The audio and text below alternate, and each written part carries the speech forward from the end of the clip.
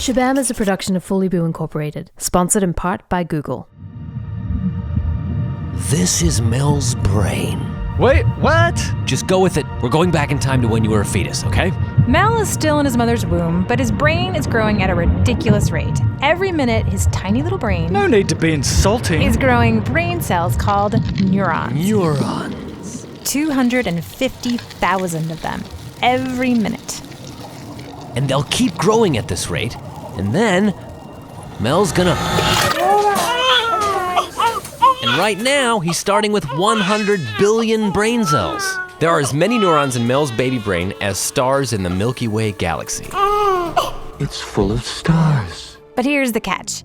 Only a fraction of these neurons are connected to each other. Oh, what's the point of that? It might help if we could picture what neurons actually look like. Okay, why don't you let the doctor take over here? Oh yeah, I forgot to mention, Mel's an ER doctor.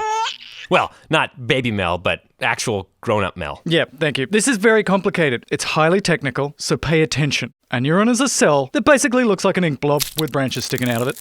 That's not that complicated. Those branches send out signals, Hello? like little messages, Hello? until they find other branches Hello? attached to other neurons to receive those signals. Oh, hello. Oh, hey, hey. Hello. Once that message is received, We're connected. a connection is formed and the brain uses those neurons like a little network to figure things out. But when we are born, the majority of our brain cells are just sitting there, Hello? not talking to each other, Hello? just sort of sitting there. Anybody? So Mel, how is your little baby brain going to start making connections? Well, my little baby brain is born with these special tools to help me sort of input all this information. Nose. It's called our five senses. Dandelion. Sour. Soft. Cat. Red. It's red. Feather. It has feathers. Look. It flies. Listen. It makes that sound. It's a... That's right, it's a bird. By the time Mel turns 3, he will have collected enough information about the world to form 1,000 trillion connections between his neurons. Just to give you an idea of how many 1,000 trillion is, if Josh were to start counting those connections right now 1, 2, 3, and count around the clock, 4, 5, it would take him 30 million years to count them all. 8,064, 8,064. All right, I'm going to stop. That's a lot of connections. Now, what does the brain do with all these connections? Let's see. This is Gina, and she is on her way to the train station, heading home from work. Oh, excuse me. Gina is using her brain to do a ton of things at the same time. Wait. She navigates to the correct train, Oh, yes. makes a mental note, Lovely scarf. I wonder if Mom would like that. and she successfully avoids sitting next to the guy with the outrageous body odor. Whoa, buddy. But while Gina is doing all of that, her brain is also regulating her balance. Cow, what was that? We are stopped momentarily waiting for signal clearance. Regulating body temperature to exactly 98.7 degrees. So hot. Yes, we are aware that the air conditioning is broken. Plus or minus a little bit. Sweating like crazy. Monitoring when she is hungry or thirsty, controlling her heart rate, and telling her, Looks like we are going to be here for a while, folks. yes, that's right, telling her when she needs to go poop. Darn it. Okay, so we've established that our brain is doing a lot of stuff at once, which is great. But what makes it really awesome is why it's doing all this stuff. What our brains are really doing 1,000,000 times a day is figuring stuff out. In a way, they're looking for the truth about the world. And this goes back to those neuron connections that Mel's baby brain was making. As we grow, we observe and question things, and these experiences make connections. So by now, Mel's brain has made so many connections that it's really good at identifying the truth about things. Zebras are black and white. True. The sun is hot. True. Taylor Swift is the best singer of all time. Yes. No! That's an opinion, not truth. Here's what we're getting at with all of this. Doing all this great stuff like regulating your heart rate and managing poop is important, but your brain is also designed to be a figure-outer machine. So how do we know that what we're figuring out is actually true or false or just an opinion?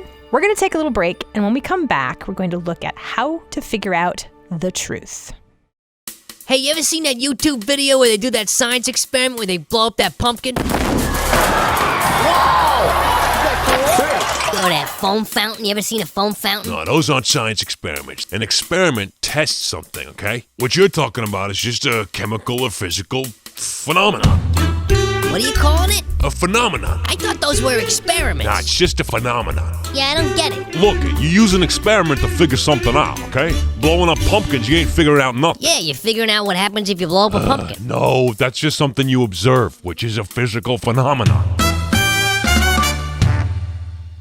All right, so we talked about your brain being designed to figure stuff out, like determining what's true and what's not. But how do we know what's actually the truth? Because we also have opinions that feel like the truth. Taylor Swift is the best.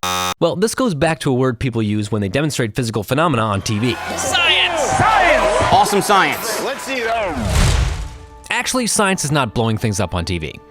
Science is the process of figuring things out. And when we look for answers to questions that we have about the world around us, science is a way of figuring things out that is most likely to lead us to the truth. And science isn't just something that scientists use in labs and biology class. We use science every day. Oh, you want to see this one? I want to watch Animal Planet. Let's take a family. Can you go back, please? What? This one? Oh, sports. Nice. No. Oh, nice shot. No. Yeah. Stop, Elliott. No. Your What average, was it? everyday family. Wait, is she talking to us? Yes, I am. Dad, the lady's talking to us. Hold on, I'm on the phone. You don't see I'm on the phone? They're watching TV, and suddenly the picture gets all blocky and then disappears. Whoa. Dude, what'd you do? I didn't do anything. Dad. Cable's out. What usually happens next? We shout a lot, and then mostly we sit on hold with the cable company. Can you tell him? Can you all calm down? I'm on the phone. Send out a reference. I'm sorry. It's crazy over here. Hello? We apologize for your hold time. We've all had to troubleshoot a problem. Okay, I'm screwing it back in right now. 30 seconds? Well, troubleshooting is essentially science. Yes, I tried turning it off and back on. The truth we're looking for is often the answer to a question like, what is wrong with this janky piece of equipment? Hello? Dad, it's probably the box or the cable. Why don't we just try and figure it out? Or we could just call back again. Hello? Now you may be thinking, our brains have been figuring things out since we were born. Why do I need to learn a special process like science to figure things out? Well, the answer is, sometimes your brain is the problem. Your brain is great, and that's no lie, but it don't always steer you right. And the very thing that you use all day can be that thing that leads you astray. Okay, so why is your brain the problem? Well, sometimes our brains, the very things that help us troubleshoot and figure things out, can actually be the thing that gets in the way. Your brain is great, and that's no lie, but it All right, enough. Sometimes we rely on what we know, or what we think we know, to lead us to a conclusion. And that can lead us astray. In this next story, we'll hear how easily our brains can get fooled.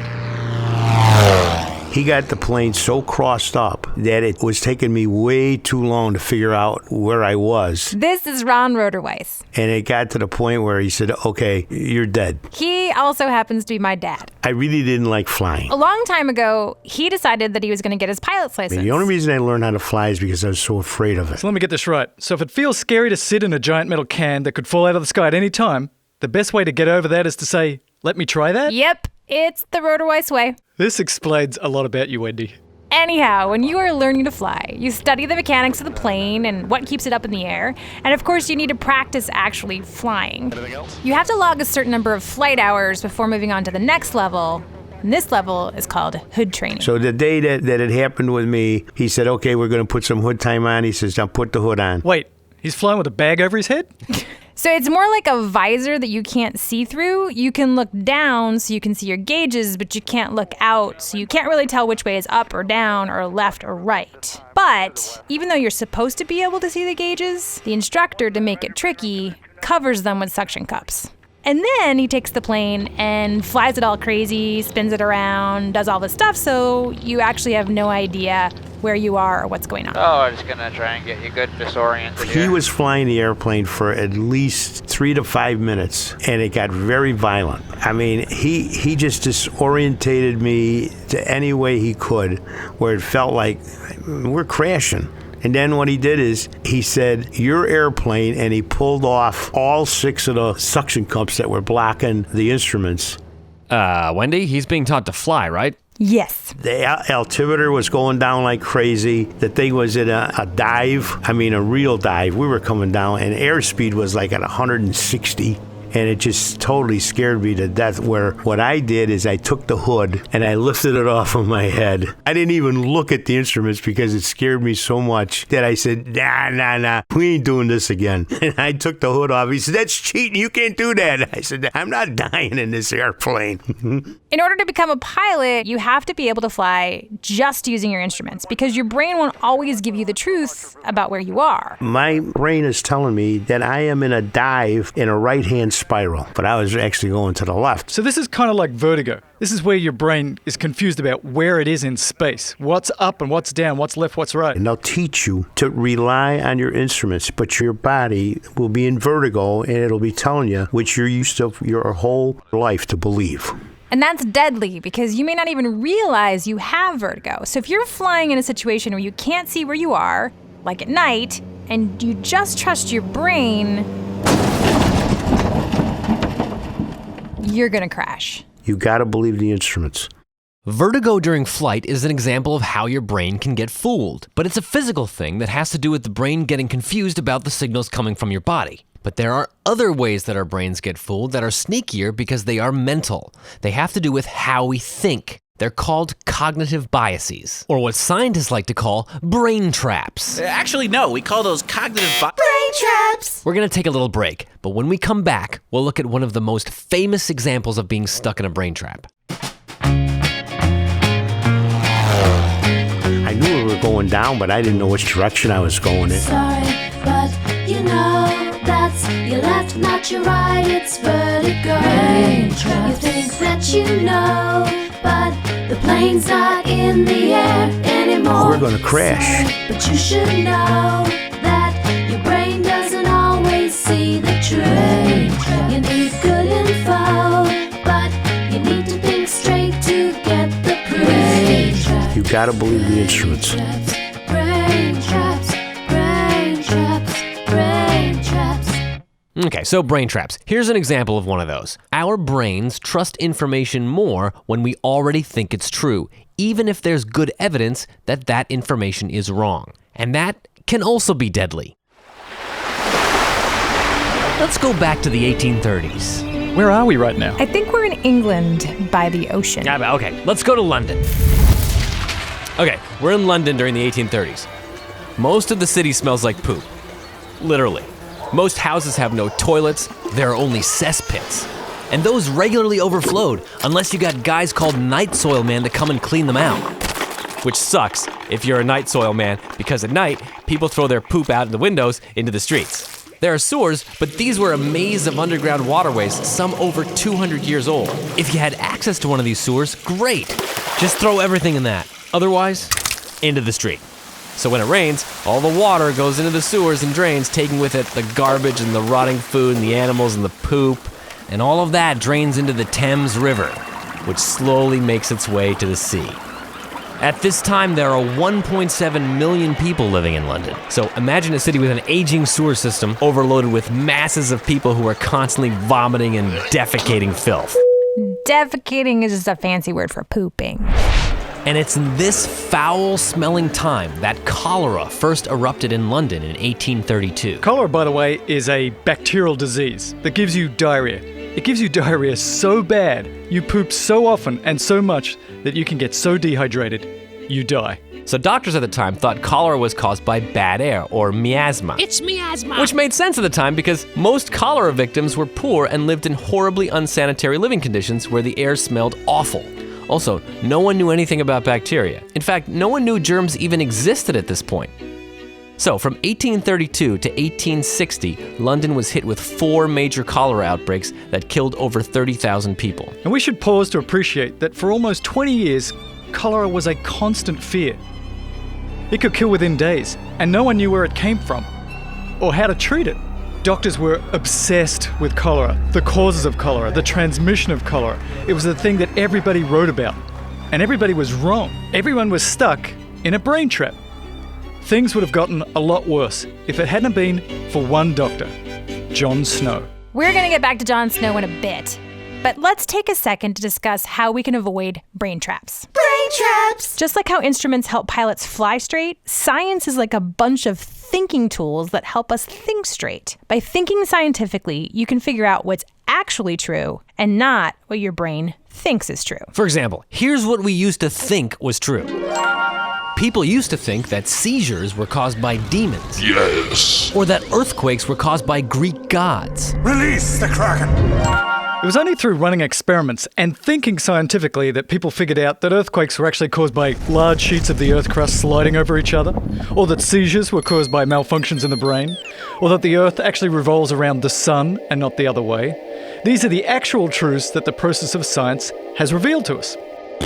So what, you say? I don't care about the causes of epileptic seizures or volcanoes or the sun. Yeah. Thinking scientifically is for volcanologists or sun studiers. I don't need brain trap avoidance thinking tools. Well, remember Gina? Who? Remember Gina? Hi guys, I'm home. Bathroom. Hi Mom, cable's out. Again? When Gina grew up, there was no cable and TVs had antennas. So if the picture started getting bad, we called it bad reception. It was probably because of the antenna. Then my father would bang on the TV. Uh-huh. Can I get some privacy, please? We'll catch up with Gina when she's out of the bathroom. But her parents would bang on the TV and the reception would get better. Sometimes. That may have worked for old TVs because banging would jostle around the antenna a little. But for a cable box that doesn't use antennas... Okay, babe, that's how your dad broke his last 2 boxes. I know, but it feels so good. Let's wait until the cable guy takes a look at it. Hey! Gina's parents were using something called a rule of thumb, which is like a mental shortcut. Gina, when you see glitches like that, it means that the thing that makes the picture fell asleep, and you gotta whack it to wake it up. So when the cable guy comes over and says this... Yeah, when I see glitches like that, it usually means it's the box. He's also using a rule of thumb that might work sometimes, but not always. Shouldn't you swap out the box for a new one? And if it's still glitchy, we know it's not the box? What you really wanted to do is to think scientifically. I don't have any more boxes in the truck. Okay, Owen. Then how about swapping out the cable to see if it's the cable? Stop talking. Elliott? Mom! Everyone stop! It's probably the box. When can you come back with a new box? Just assuming it's the cable box based on a rule of thumb that feels right doesn't necessarily mean it's actually the cable box. Remember, the purpose of science is to arrive at what's most likely to be the truth. What's really wrong with the TV? So it doesn't matter if you're asking complex questions about the universe or simple questions about your everyday life. The point of doing science is to avoid being fooled by your brain. It's a principle of scientific thought that corresponds to a kind of utter honesty, a kind of leaning over backwards. Which is why the future scientists of Caltech got this advice from the famous physicist Richard Feynman in 1974. The first principle is that you must not fool yourself, and you are the easiest person to fool. In other words, since your job as a scientist is to find the truth, the most important thing to remember is to make sure your brain doesn't get caught in any BrainTraps! Okay, now let's get back to our Jon Snow story. What made Jon Snow not only a great doctor, but also a brilliant scientist was his dedication to figuring out the truth. He witnessed the first 2 cholera outbreaks as a surgeon's assistant and was beginning to doubt the whole bad air miasma theory. His hypothesis was that cholera was in the water, not the air. He wrote a paper called On the Mode of Communication of Cholera. The Brits like to put like double ofs in there, which I thought was kind of funny. And this presented evidence that people were drinking contaminated water and getting sick. We talked about how our brains really like information that seems true, and we dismiss information that feels wrong. At that time in history, the entire medical community already believed that cholera was spread through the air, so Snow's water hypothesis was completely dismissed. He was basically told, thanks for your theory, but you know nothing, Jon Snow. BrainTraps! By 1854, when the 3rd cholera epidemic hit in the Soho neighborhood, Jon Snow was convinced cholera was in the water, but he needed proof. So, he teamed up with a local reverend who knew the people in the community. Together, they started systematically talking to everyone, asking questions and recording cases, how many people died, where they lived, and from where they got their water. He then plotted the cholera deaths and their locations on a map. And looking at the map, you can see that the deaths cluster around one water pump, the Broad Street pump. And then there were 2 special cases. One case was the widow of Hempstead. She lived in a rich neighborhood miles away from Soho. While everyone else in the neighborhood stayed healthy, she died of cholera. It turned out she used to actually live in Soho and loved the water so much, she would have her servants travel all the way down to the Broad Street pump to get her water. The other case was the brewery right next to the pump. Of the 70 men working there, not one died of cholera. They stayed healthy even though they worked smack in the heart of the outbreak. As it turned out, the workers at the brewery were not drinking well water. Instead, they drank mainly malt liquor, which requires boiling. And unbeknownst to them, in boiling the water, they also would have disinfected it. This is the evidence that Snow needed. He now had a case where 70 people surrounded by bad air stayed healthy, so it couldn't be the air. And another case where the only thing linking the person to cholera was the water. Therefore, it must be the water. With this new evidence, Snow was now able to show how cholera spread. He convinced local officials to remove the handle on the Broad Street pump, but it was only after he died that his theory was fully accepted.